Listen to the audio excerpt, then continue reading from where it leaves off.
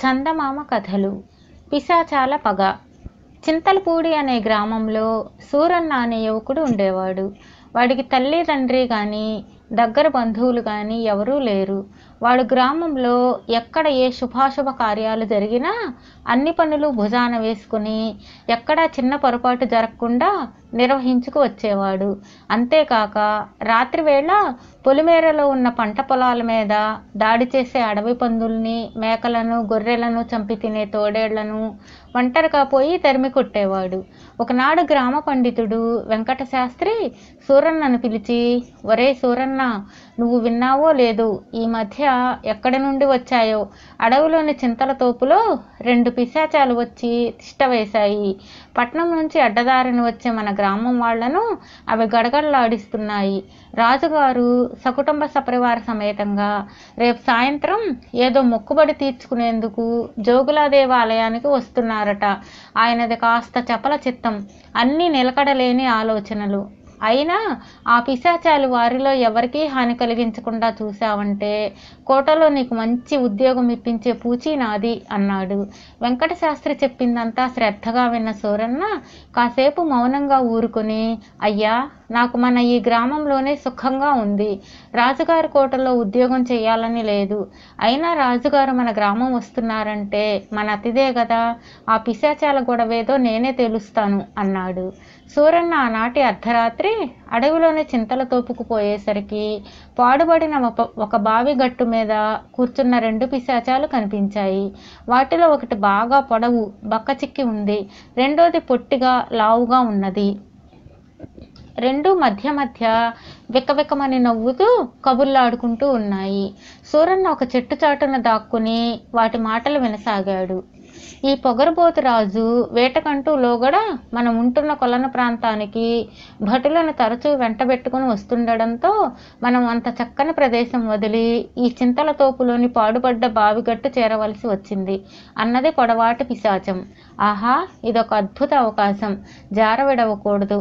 ఒక్క రాజేమిటి, అతడు వెంట ఉన్న వాళ్ళందరినీ హతమార్చవలసిందే అన్నది పొట్టి పిశాచం. ఆ తర్వాత ఎవరేం చేయాలన్న విషయం మాట్లాడుకుని 2 పిశాచాలు ఒక నిర్ణయానికి వచ్చాయి. పొడవాటి పిశాచం రాజుగారి రథం గ్రామ పొలిమేర దాటి పక్కనున్న కొండ మలుపు తిరిగేటప్పుడు రథం మీదకి కొండపై నుంచి పెద్ద బండరాయిని దొర్లిస్తుంది. ఒకవేళ రాజు ప్రమాదం నుంచి బయటపడితే గ్రామంలో ఆయనకు జరిగే సన్మాన సభా వేదికను రాజుతో పాటు కాల్చి బూడిద చేస్తుంది పొట్టి పిశాచం. ఆ తర్వాత పిశాచాలు 2 కొంతసేపు మౌనంగా కూర్చున్నాయి. పొడవాటి పిశాచం హఠాత్తుగా తనకేదో కొత్త ఆలోచన వచ్చిన దానిలా ఎగిరి గంతేసి, ఒకవేళ రాజు ఈ 2 ప్రమాదాల నుంచి బతికి బయటపడి కోటకు వెళ్ళిపోతే మనం అలా చూస్తూ ఊరుకోవడమేనా అన్నది. ఊరుకోంగాక ఊరుకోం అంటూ పొట్టు పిశాచం గట్టిగా చప్పట్లు చరిచి రెండో పిశాచంతో రాత్రి రాజు భోజనం ముగించి ఒక్కపొడి కోసం దంతభరణ మూత తీయగానే నువ్వు అందులో కర్కోటక జాతి మంట్రగబ్బగా ఉండి కుట్టేస్తావు అని ఒక క్షణం ఆగి, ఇక నేనా, రాణిగారు పూల కోసం బుట్టలో చేయి పెట్టగానే అక్కడ 2 తలల మిన్నాగుగా ఉండి కాటేస్తాను అన్నది. ఆహా, తిరుగులేని ఉపాయం, మన పగ తీరిపోయినట్టే అన్నది పొడవాటి పిశాచం. మర్నాటి సాయంకాలం సూరన్న కొండమలుపు దాటి గ్రామ పులిమేర దగ్గర నిలబడ్డాడు. అంతలో రాజు వెనక పరివారం రాగా రథంలో అక్కడికి చేరాడు. సూరన్న రాజుకు నమస్కరించి తనకు తానుగా పరిచయం చేసుకుని రథం తోలేవాడితో, ఈ కొండ మలుపు చాలా ప్రమాదకరమైనది. మలుపు తిరుగుతూనే రథాన్ని రెట్టింపు వేగంతో తోలడం క్షేమం. రాజుగారికి ఇక్కడ ఏదైనా ప్రమాదం జరగవచ్చని నాకేదో భయంగా ఉన్నది అన్నాడు. రాజు, రథం తోలేవాడు ఇది విని ఆశ్చర్యపోతూ ఉండగా వెనక 4 గుర్రాలు పుంచిన బండిలో వస్తున్న ముసలి మంత్రి కల్పించుకొని, మహారాజా, ఇది మనకు బొత్తిగా తెలియని ప్రాంతం, అతడు చెప్పినట్లు చేయడం మేలు అన్నాడు. రాజుగారి రథం కొండమలుపు దగ్గర వేగంగా ముందుకు దూసుకుపోతుండగా పెద్ద కొండరాయి దొర్లి వచ్చి బాట మధ్య పడింది. ఇది చూసి అందరూ నివ్వెరపోయారు. మంత్రి సేనాధి రాజుతో, మహారాజా, ఈ సూరన్న వల్లనే మనకు ప్రాణాలు దక్కాయి, ఇతన్ని ఘనంగా సన్మానించవలసిందే అన్నాడు. అవశ్యం అవశ్యం అన్నాడు రాజు మీసం మెలిపెట్టుకుంటూ. ఆ తర్వాత రథం గ్రామం చేరింది. అక్కడ రాజు, రాణి, యువరాణిని సన్మానించేందుకు గ్రామస్తులు ఒక వేదిక కట్టారు.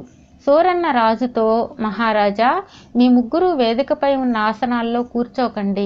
వేదిక ఎక్కుతూనే ఆవలి వైపుకు దిగిపోండి, లేకపోతే ఘోర ప్రమాదం జరుగుతుంది అన్నాడు. ఈ లోపల పొట్టి పిశాచం వేదిక కింద కూర్చుని దానికి నిప్పు పెట్టడానికి తయారవుతున్నది. రాజకుటుంబం వేదిక మీద ఆసనాలను సమీపించగానే ఆ పని చేయాలని దాని ఆలోచన.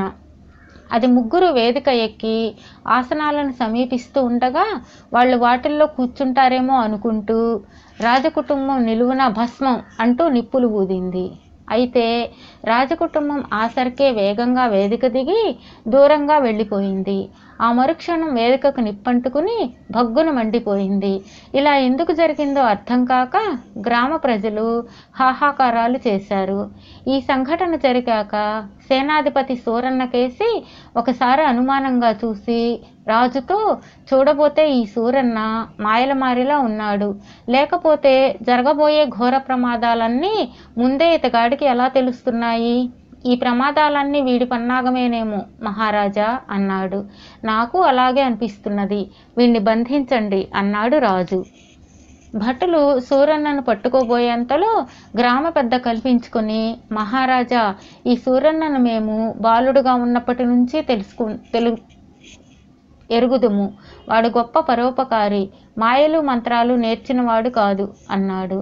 గ్రామాధికారి ఇలా అనగానే సేనాధిపతి అతడికేసి కోపంగా చూసి, నువ్వు గ్రామ పెద్దవలా అయ్యావో నాకు తెలియడం లేదు. మాయలు మంత్రాలు నేర్వాలనుకున్నవాడు ఆ సంగతి ముందుగానే 10 మందికి చెప్పడు. ఈ చుట్టుపక్కల ఉన్న అడవుల్లోనూ కొండల్లోనూ చాలామంది మంత్ర విద్యలు నేర్చిన బైరాగులు, సన్యాసులు ఉన్నారని నేను విన్నాను. ఈ సూరన్న రహస్యంగా రాత్రివేళ వాళ్ళ దగ్గరకు పోయి రకరకాల క్షుద్ర విద్యలు నేర్చుకుని ఉండాలి. సమయం వచ్చినప్పుడు వాటి ద్వారా లాభపడేందుకు గ్రామంలోనే ఉంటూ పరోపకారిలా నటిస్తున్నాడు. ఇప్పుడు మహారాజు గారు ఈ ప్రాంతాలకు రావడంతో ఆ క్షుద్ర విద్యలన్నీ ఆయన మీద ప్రయోగించి ఆయన మెప్పు పొందాలని చూస్తున్నాడు. తరచి చూస్తే ఈ సూరన్న ఆస్థానంలో ఏదో పెద్ద పదవి కోసం ఇదంతా చేస్తున్నట్లు కనబడుతున్నది అన్నాడు. సూరన్న సేనాధిపతి అన్న కటువు మాటలేమీ పట్టించుకోకుండా ఎంతో శాంతంగా, మహారాజా, ఈ రాత్రి తమరు మహారాణి గారు రాజభవనంలోనే 2 దుష్ట పిశాచాల కారణంగా ప్రమాదాలకు గురి కాబోతున్నారు.